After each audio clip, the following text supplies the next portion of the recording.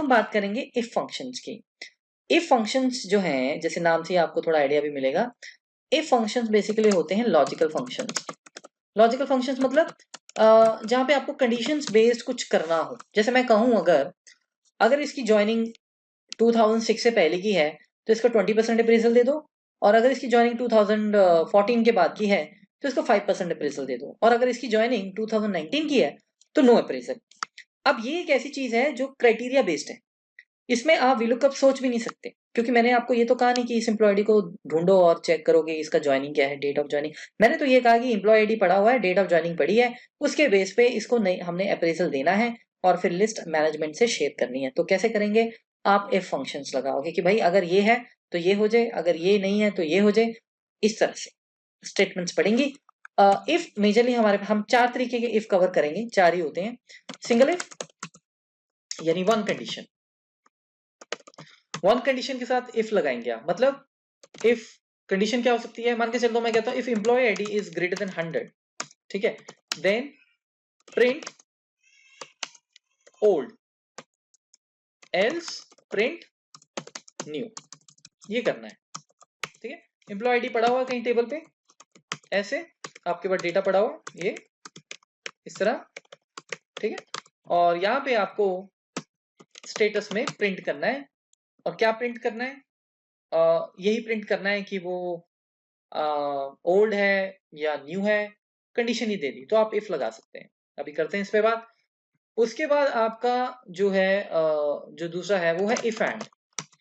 If and जो आपका है वो क्या करता है, वो है मल्टीपल कंडीशंस का।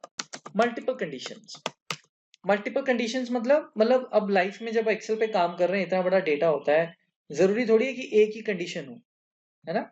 सो एक minute hold. So multiple conditions कैसी हो सकती है, मतलब आपको बोला गया कि भाई एम्प्लॉय आईडी जो है वो ग्रेटर देन 100 है, और उसकी सिटी या स्टेट जो भी आप कह लें, मैं स्टेट कह देता हूँ, जैसे वो मान के चलते हैं एम्प्लॉय आईडी 100 है और उसका जो डेट ऑफ ज्वाइनिंग का जो ईयर है वो ग्रेटर देन है 2010, मतलब 2010 के बाद उसकी ज्वाइनिंग हुई है, और उसकी नेशनलिटी इंडियन है, ठीक है।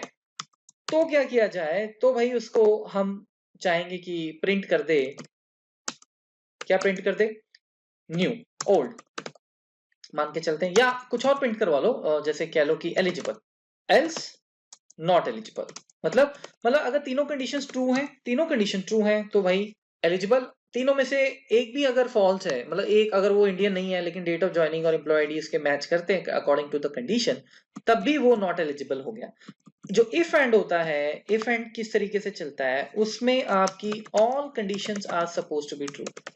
ये मैंडेटरी है। अगर 3 में से कंडीशंस में एक कंडीशन भी फेल होगी, अगर 30 कंडीशन दी है 30 में से एक भी फेल होगी, वो हमेशा जो है आपका फॉल्स में चला जाएगा, ठीक है। उसके बाद हमारे पास एक और इफ आता है, दैट इज कॉल्ड इफ और। अब क्वेश्चन को घुमा देते हैं। मैं कहता हूं कि भाई अब इसमें भी मल्टीपल कंडीशंस चलती हैं। फर्क क्या है, फर्क ये है कि इसमें एक भी कंडीशन अगर ट्रू होगी तो वो ट्रू एरिया में चला जाएगा, फॉल्स में नहीं जाएगा, ठीक है। One condition can be true, so one condition true पे भी वो चलेगा आपका, ठीक है, इस तरीके से। सो अब जैसे मैं कहता हूं कि भाई एम्प्लॉय आईडी या तो 100 हो, ग्रेटर देन 100 हो, या उसका डेट ऑफ ज्वाइनिंग 2010 से ग्रेटर हो, या फिर नेशनलिटी इंडियन हो, प्रिंट कर दो एलिजिबल। मतलब तीनों में से एक भी कंडीशन अगर ट्रू है तो एलिजिबल है। ऑब्वियसली अगर एक ट्रू है तो एलिजिबल है, तो दो में भी एलिजिबल होगा, तीन में भी एलिजिबल होगा, राइट। उसके बाद जो फाइनली आपकी जो एक्चुअल में चीज है जो एडवांस एक्सेल में हम यूज करते हैं, उसको कहते हैं नेस्टेड इफ, ठीक है।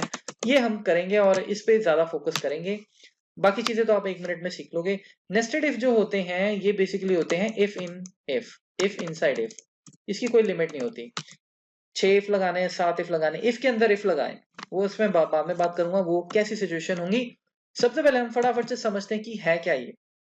अगर आप देखें जो इफ जो आपका इफ फंक्शन है वो ऐसे चलता है, इफ लगाएं, ब्रैकेट स्टार्ट करें, 3 पैरामीटर हैं, लॉजिकल टेस्ट।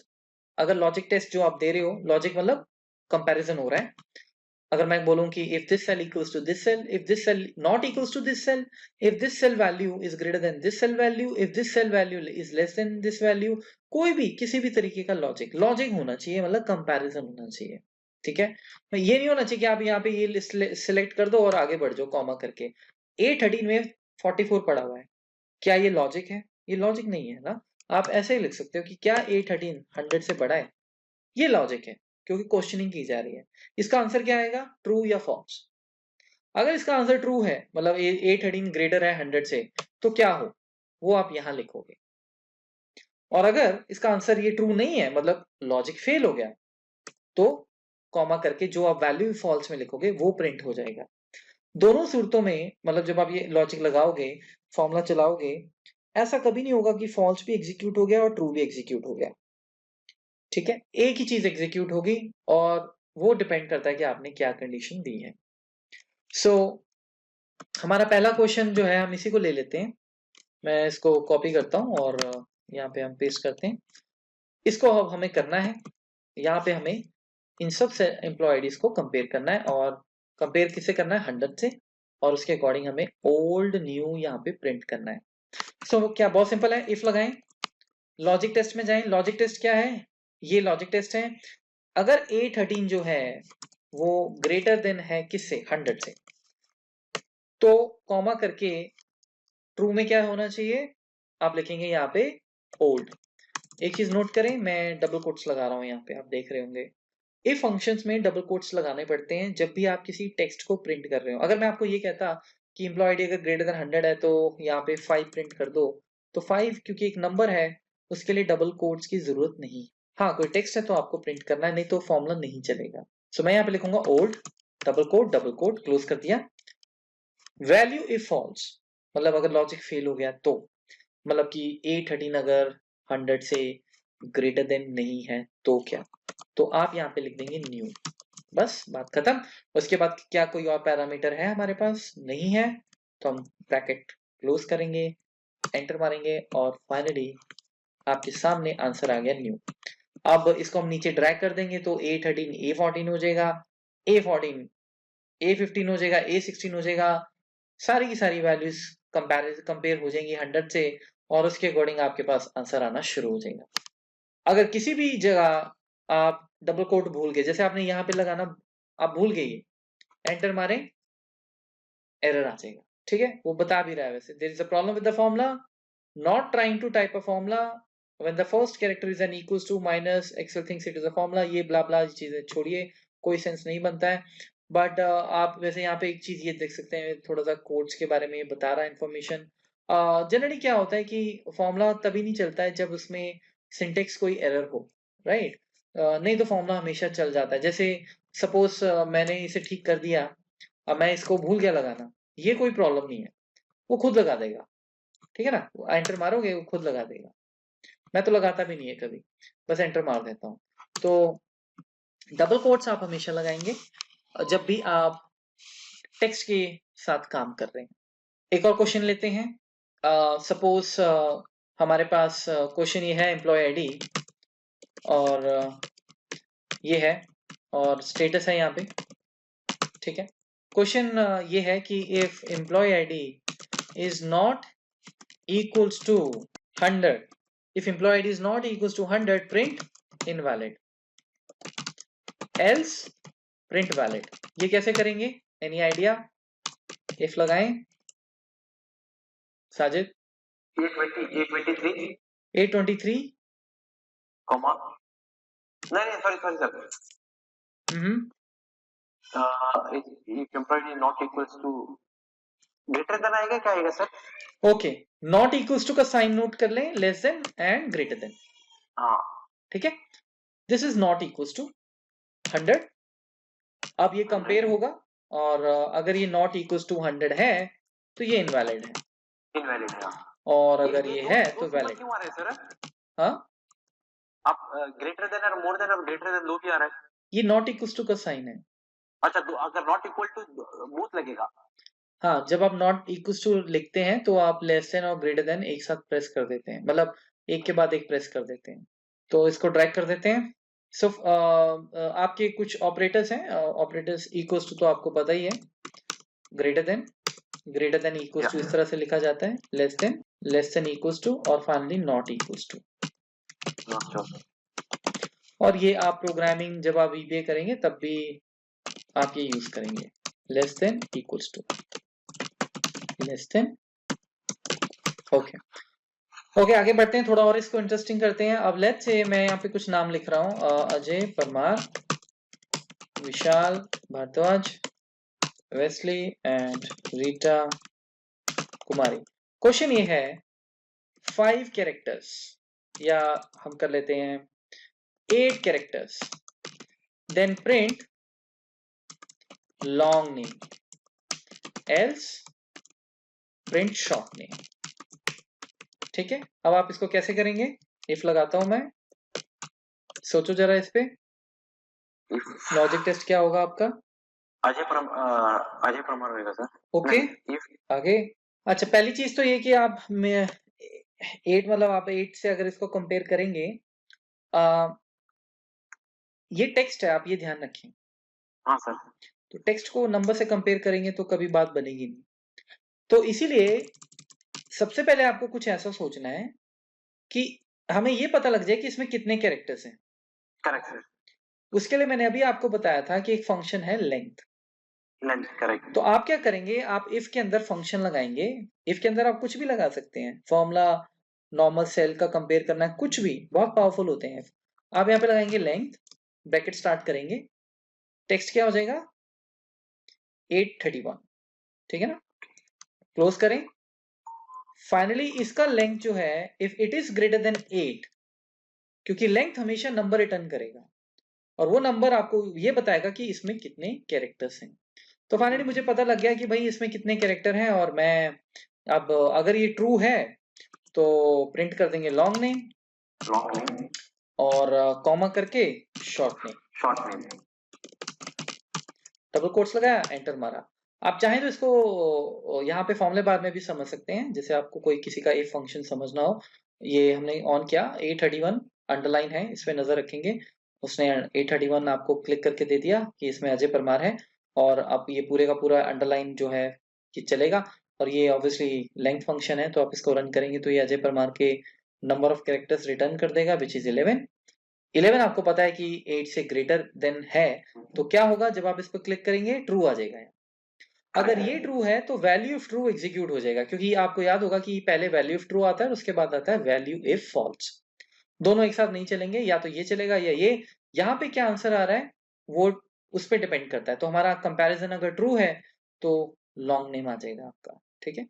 सो मैं इसको ट्रैक करता हूँ, और अब ये शॉर्ट नेम है, जैसे आप शॉर्ट नेम को चेक कर सकते हैं, इसको वैल्यूएट किया, 833 में आपका आ गया वेंकट। वेंकट का लेंथ चेक कर लिया, 6 आ गया। 6 is greater than 8, false. False अगर आ गया तो वो यहाँ पे चला जाएगा। तो इस तरीके से आपके इफ फंक्शंस चलते हैं, ठीक है। अभी तक कोई डाउट? नहीं सर। ओके, अब हम आगे बढ़ते हैं। ये तो एक सिंगल इफ था। अब हम कंडीशन डबल करते हैं, जैसे मैं कहता हूं नेम, एज और बोर्ड। म्यूट कर लें आप, जैसे बोर्ड भी, बोर्ड नहीं, सिटी में सिटी कर देता हूँ, या कंट्री कर देते हैं, चलो कुछ भी कर सकते हो, हम समझना है हमने। नेम आपका हो गया let's say ABC XYZ, Ajay, Kishan, Bhardwaj. अब क्वेश्चन समझना है। क्वेश्चन ये है, एक कंडीशन हमारे पास आई, आपको डेटा दिया गया गूगल से ये उठा के, और आपको बोला गया कि if name has more than 4 characters and age is greater than 30 and country is not India, then print do not call। ये है आपका क्वेश्चन। कट करके यहाँ पेस्ट करता हूं मैं। ये दोबारा समझ लेते हैं।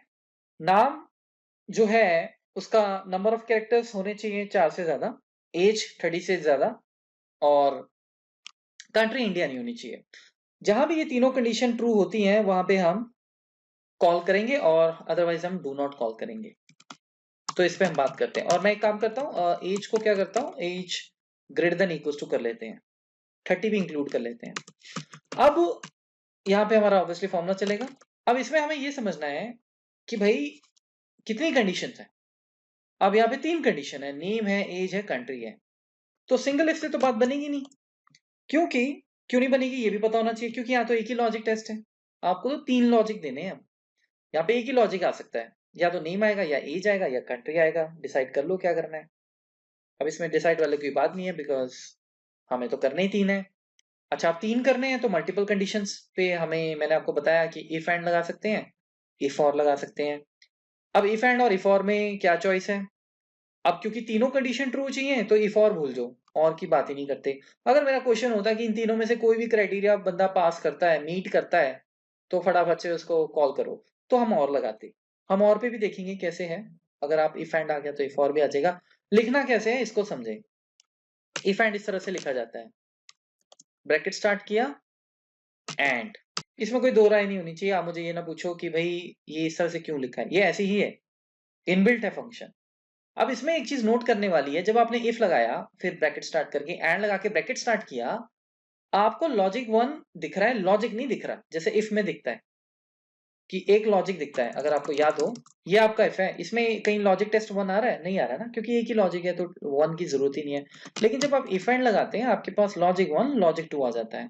अब आप बोलो ये तो 2 ही लॉजिक है, हमारे पास तो 3 है, 10 भी हो सकते हैं, 50 भी हो सकते हैं। तो बेसिकली कॉमा के बाद ध्यान से आप नोट करें, अगर डॉट डॉट दिख रहा है, ये डॉट डॉट का मतलब ये है कि भाई लगाते जाओ। अब लगाना क्या है, मैं कॉमा प्रेस जैसे करूंगा, आपको पता है एक कॉमा प्रेस करने से मैं लॉजिक 2 में चला गया, बोल्ड हो गया, लॉजिक 3 अपने आप आ गया।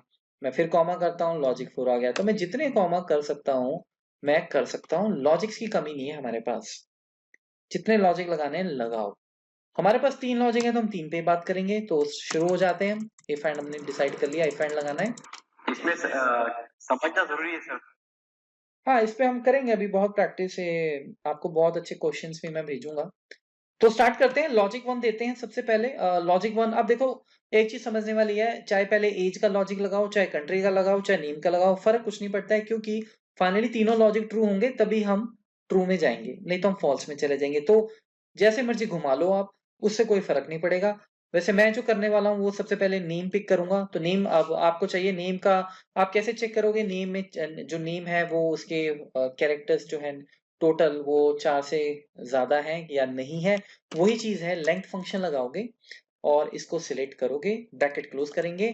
Length function is if it is greater then क्या, 4, ठीक है, 4 कर दिया। कई बार क्या होता है स्टूडेंट ना यहाँ पे ग्रेटर देन लगाना भूल जाता है और कॉमा करके लॉजिक 2 पे चला जाता है। ये लॉजिक नहीं है, ये तो आपने उसकी लेंथ कैलकुलेट कर ली और उसने 3 रिटर्न कर दिया। अब 3 कंपेयर करना जरूरी है, तभी तो लॉजिक बनेगा। तो फॉर्मूला एरर दे देगा या रॉन्ग वैल्यू दे देगा। इसीलिए लॉजिक का मतलब हमेशा याद रखना है। ग्रेटर जो ऊपर मैंने अभी आपको लॉजिकल कंपैरिजन ऑपरेटर्स कहते हैं उन्हें जो बताए हैं, वो कंपैरिजन ऑपरेटर्स लॉजिक्स में यूज करने ही करने, नहीं तो आप गलत जा रहे हैं। अगर ग्रेटर देन इक्वल्स टू है तो ये लगा देते हैं, अगर लेस देन इक्वल्स टू है तो ये लगा देते हैं, कुछ भी जो जैसे कंडीशन, अगर नॉट इक्वल्स टू है तो ये लगा देते हैं, राइट। हमारा क्वेश्चन है कि भैया 4 से ज्यादा ग्रेटर अगर है तो हम कॉल करेंगे, तो पहली कंडीशन लगा दी। अब लॉजिक 2 पे जाएंगे। लॉजिक 2 पे जाने के लिए कॉमा प्रेस करना पड़ेगा। कॉमा प्रेस किया, लॉजिक 2 बोल्ड हो गया, मतलब मैं लॉजिक 2 पे आ गया। जब 5-6 लॉजिक लिखोगे ना तो वहां पे थोड़ा सा बंदा घबरा जाता है, इतने लॉजिक्स हैं। तो इसीलिए हमेशा यहाँ पे नजर रखनी है कि किस लॉजिक पे बैठे हो। लॉजिक 2 क्या है? लॉजिक 2 बहुत सिंपल है, age greater than equals to 30 होनी चाहिए। एज को पिक करो जो भी B41 में पड़ा हुआ है और ग्रेटर देन इक्वल्स टू लगा दो और 30 के साथ इसको कंपेयर कर लेते हैं। अब इसका जो भी ट्रू फॉल्स होगा वो फंक्शन खुद देखेगा। कॉमा, लॉजिक 3 बोल्ड हो गया। लॉजिक 3 कहता है कि country is not India. Country मतलब ये जो हेडर है, तो C41 में हम कहते हैं कि अगर ये नॉट इक्वल्स टू है इंडिया, एक चीज ध्यान रखें मैंने डबल कोट लगा दिया क्योंकि ये नंबर नहीं है, आप ऐसे नहीं लिख सकते, फंक्शन आपको चलने नहीं देगा। डबल कोट लगाना ही लगाना है जब आप स्ट्रिंग लिख रहे हैं, स्ट्रिंग मतलब टेक्स्ट लिख रहे हैं। अब कोई और लॉजिक है? नहीं है, तो कॉमा लगाने की जरूरत नहीं है। एक और चीज बड़ी नोट करने वाली है यहाँ पे, ध्यान से देखो इसे। आपके पास वो जो इफ में जब आप इफ लिखते हो तो लॉजिक के बाद दो पैरामीटर आते हैं, value if true and value false, वो नहीं दिख रहे हैं आपको। तो जो चीज दिख नहीं रही है उसको आप यूज कैसे कर सकते हैं? बिल्कुल नहीं कर सकते हैं। कई स्टूडेंट क्या करते हैं, उन्होंने इस तरह से स्टडी किया होता है, वो यहाँ पे जाके कॉमा में जाके यहाँ पे कॉल लिख देते हैं और फिर उसके बाद यहाँ पे जाके लिख देते हैं डू नॉट कॉल, और फिर क्या करते हैं, ब्रैकेट क्लोज करते हैं और एंटर मारते हैं, और ये फिर प्रॉब्लम हो जाती है। क्या प्रॉब्लम है? फॉर्मूला इज मिसिंग ओपन और क्लोज पेरेंथेसिस, मतलब क्लोजिंग प्रॉपर नहीं है। Open parenthesis, close parenthesis, in brackets को जो हम ये बना रहे हैं ये ओपन पेरेंथेसिस कहते हैं, और इसको क्लोज ब्रैकेट जनरली हम बोलते हैं, लेकिन ये इसको हम पेरेंथेसिस भी कहते हैं। अब हुआ क्या, सोचने वाली बात है, लॉजिक 4 में आप स्टेटमेंट प्रिंट कैसे करवा सकते हो? मैंने अभी बताया आपको, कंपैरिजन होने के लिए इस लॉजिक्स बने हैं। ये कोई कंपैरिजन तो हुआ ही नहीं, आपने तो बस कॉल लिख दिया। इसीलिए मैं इसको बैक स्पेस करूंगा। अगर आप नीचे की तरफ ध्यान रखोगे तो आपको फॉर्मूला ये कह रहा है कि लॉजिक खत्म होते ही जितने भी देने हैं देने के बाद क्लोज किया जाए इसे। अब मैं इसको क्लोज करने जा रहा हूं। मैं इसको जैसे ही क्लोज करूंगा फॉर्मूला बढ़ जाएगा आगे। अब आपको वो वैल्यू ट्रू और वैल्यू फॉल्स दिखाना शुरू कर देगा जो आपको चाहिए थे, यही चाहिए थे हमें। अब मुझे वैल्यू ट्रू पे जाना है तो मैं क्या करूंगा, कॉमा, तभी तो बोल्ड होगा। तो अब ट्रू में क्या करना है, अगर भाई ये सारी कंडीशन ट्रू है तो यहां जाके मेरे को क्या चाहिए, मेरे को चाहिए, अच्छा, और अगर इनमें से कोई क्राइटेरिया फेल हो गया, या तीनों फेल हो गए, या दो फेल हो गए, या एक फेल हो गया, मतलब ओवरऑल इसका रिजल्ट ट्रू, लॉजिक टेस्ट का रिजल्ट फॉल्स आया, तो क्या, कॉमा, वैल्यू फॉल्स बोल्ड हो गया। नजर रखेंगे तो पता लगता रहेगा मैं कहां घूम रहा हूं, नहीं तो घूम जाओगे। सॉरी, एंटर प्रेस हो गया मुझसे। Double quotes, not call, double quote फिर डाला। अब कुछ नहीं बचा। अब आप क्लोज करें या क्लोज ना भी करें, एंटर मारते, एंटर मारते ही ये प्रॉम्प्ट आता है और मेरे को फोन आ जाता है स्टूडेंट का कि सर फॉर्मूला नहीं चल रहा, पढ़ो, we found a typo in your formula and try to correct it. वो कह रहा है कि भाई मैंने कुछ प्रॉब्लम देखी तेरे फॉर्मूले में और मैं इसको करेक्ट कर रहा हूं, do you want to accept the correction, आप यस कर दो। करेक्शन क्या है? वो कह रहा है कि मैं आपका फॉर्मूला क्लोज कर रहा हूं, मैंने क्लोज नहीं किया था, तो ठीक है यस कर दो। अगर आप क्लोज कर देते तो प्रॉम्प्ट नहीं आता, ठीक है। अब यहाँ पे एक चीज समझने वाली है बड़ी इंपॉर्टेंट। अभी मैंने एंटर मारा था कुछ देर पहले, आपने देखा कि कुछ एरर आ गया था, और ये वाला एरर, इसको एरर भी नहीं कहते वैसे, आप इसको इंफॉर्मेशन ही कह सकते हैं। आई स्टैंड्स फॉर इंफॉर्मेशन, ये इंफॉर्मेशन आ रही है, यहाँ पे तो अलाउ कर दिया, लेकिन अगर मैंने बीच में से फॉर्मूला उड़ा दिया, यहां से ये ब्रैकेट उड़ा दिया ऐसे, अब तो आपने फॉर्मूले का स्ट्रक्चर ही चेंज कर दिया। एंटर मारो, अब नहीं बनेगी बात, इसको नहीं वो अलाउ करेगा। वो क्यों? क्योंकि अगर आपने लॉजिक, अपने तीसरा लॉजिक देने के बाद आपने कॉल स्टेटमेंट जो प्रिंट करवाना है वो लॉजिक में लिख दिया, तो ये एक्सेप्टेबल नहीं है। लॉजिक की जगह लॉजिक ही आएगा, ये तो मेजर गुफअप है। ये आपका क्लोजिंग नहीं हो रहा है फॉर्मूले का, तो इसके लिए एक्सेल हेल्प नहीं करेगा आपकी। तो कभी भी आप ऐसा एरर इफ में आएगा ना, एक होता है ये वाला एरर जिसमें क्लियर कट बताया जाता है कि आपके ओपनिंग और क्लोजिंग पेरेंथेसिस मिस हैं। एक होता है कि आप यहाँ पे मिस कर गए, जो क्लोजिंग वाला पार्ट है वो एक्सेल खुद कर देता है, लेकिन बीच में अगर आप कहीं पे गड़बड़ कर गए, जैसे हमने यहाँ पे एक ब्रैकेट लगाना था लॉजिक्स के बाद हमने नहीं लगाया, और लॉजिक 4 में हमने स्टेटमेंट डाल दी कि कॉल प्रिंट कर दो, तो ये प्रिंट करने की स्टेटमेंट नहीं है। प्रिंट तो आप value true value false parameter नहीं कर सकते हैं, तो ये अलाउ नहीं होगा, एक्सेल इसके लिए आपकी हेल्प नहीं करेगा। तो मैं इसको क्लोज करता हूँ। तो सारे के सारे लॉजिक क्लोज करने के बाद यहाँ पे वैल्यू ट्रू आ गया, वैल्यू फॉल्स हो गया। अब मैं एंटर मारूंगा और अब हम इस पे इसको ड्रैग कर देंगे और फाइनली हमारा आंसर आ गया। अब हम इसमें क्या करेंगे, कोई बंदा उठा के एलिजिबल करके देखते हैं, जैसे भारद्वाज है, टोटल नंबर ऑफ कैरेक्टर्स 4 से ज्यादा हैं, एज को कर देते हैं 35, इंडिया नहीं है, आंसर आ गया कॉल।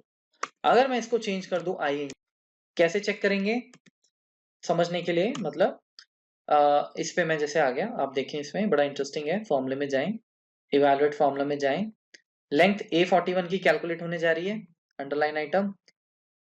एबीसी आ गया, एबीसी A41 में पड़ा हुआ था, लेंथ इसकी क्या है 3 greater than 4, है कि नहीं? है। फॉल्स। 3 greater than 4 कैसे हो सकता है? ध्यान से समझो। B41 में क्या पड़ा हुआ है 44। 44 क्या 30 से ग्रेटर देन इक्वल्स टू है? बिल्कुल है। तो जब आप इसको इवेलुएट करोगे ये ट्रू हो जाएगा। C41 में क्या पड़ा हुआ है IND। क्या ये IND आपस में नॉट इक्वल्स टू है? ये तो इक्वल है, तो फॉर्मूला क्या रिजल्ट दे देगा फॉल्स। अब इफ एंड में अगर एक भी फॉल्स है, मैंने आपको बताया था, मतलब कंडीशन सेटिस्फाई नहीं हुई, तो पूरे का पूरा इफ एंड जब अब एग्जीक्यूट होगा आप देखें क्या होगा, उसने इसको फॉल्स कर दिया सारे लॉजिक को। अब ये फॉल्स हो गया तो आपको पता है कि डू नॉट कॉल पे ही जाएंगे, तो डू नॉट कॉल पे चलेगी।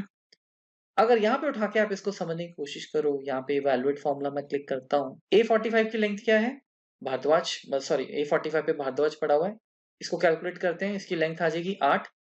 8 is greater then 4 yes, true हो गया। सेकंड पैरामीटर पे जाएगा वो कंडीशन। B45 पे क्या पड़ा हुआ है 44, सॉरी 35, मैं भूल गया कि ये है 35, 30 से ग्रेटर है, बिल्कुल है, ये भी ट्रू हो गया। C45 में पड़ा हुआ है दुबई। दुबई देखते हैं आता है कि नहीं। क्या दुबई इंडिया के नॉट इक्वल्स टू है? बिल्कुल सही बात है, दुबई और इंडिया आपस में इक्वल नहीं है। इवैल्यूएट कर दिया, ये भी ट्रू हो गया। अब सारे के सारे ट्रू हो गए, तो आंसर क्या होना चाहिए ट्रू। तो अगर ट्रू है तो आपने ट्रू पे क्या लिखा हुआ है कॉल। ठीक है।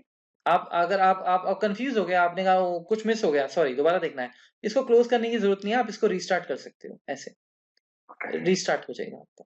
ठीक है, फिर इवैल्यूएट करके ध्यान से देख सकते हो आप। तो ये आपको जब आप प्रैक्टिस करेंगे उसमें इफ फंक्शंस जब आप प्रैक्टिस करेंगे उसमें काफी आपको हेल्प करेगा। सर मेरे को एक चीज पूछना है इसमें, आप वो इसमें लिखिए ना, if name has more than 4 characters and age is greater than 30, इसका मतलब and country is not India then print call else do not call. हाँ, इसमें आप एक एक ग्रेटर देन और मोर देन ग्रेटर देन और लेस देन लगाए ना सर, उसका क्या एग्जैक्टली ये क्या ये इसको लगाने का एक मतलब क्या है सर? ये नॉट इक्वल्स टू साइन है। अच्छा, ये नॉट इक्वल्स टू साइन है। हाँ, अब मैं आपको बोलूं कि यहाँ अजय है और यहाँ पे साजिद है, ठीक है, देखने से पता लग रहा है ये आपस में इक्वल नहीं है, पर फिर भी आपको वो टेस्ट दिया गया, आपको बोला गया कि एक्सेल में प्रूव करके दिखाओ। तो आप क्या करोगे, आप कहोगे क्या ये इसके इक्वल है, राइट? तो आंसर क्या आएगा अगर आप एंटर, फॉल्स आएगा, बिल्कुल। अब इसको ऐसे भी तो कर सकते हैं, अगर मैं आपको ये कहूं कि क्या ये और ये आपस में नॉट इक्वल्स टू हैं, तो आप क्या करोगे, this not equals to this. Okay, ठीक है। अब आंसर क्या आएगा ट्रू। वेरी नाइस, ट्रू हो गया, रिवर्स हो गया मतलब, ठीक है। तो नॉट इक्वल्स टू इस तरीके से एक्सेल को बताया जाता है, इसको बोलते हैं नॉट इक्वल्स टू ना सर।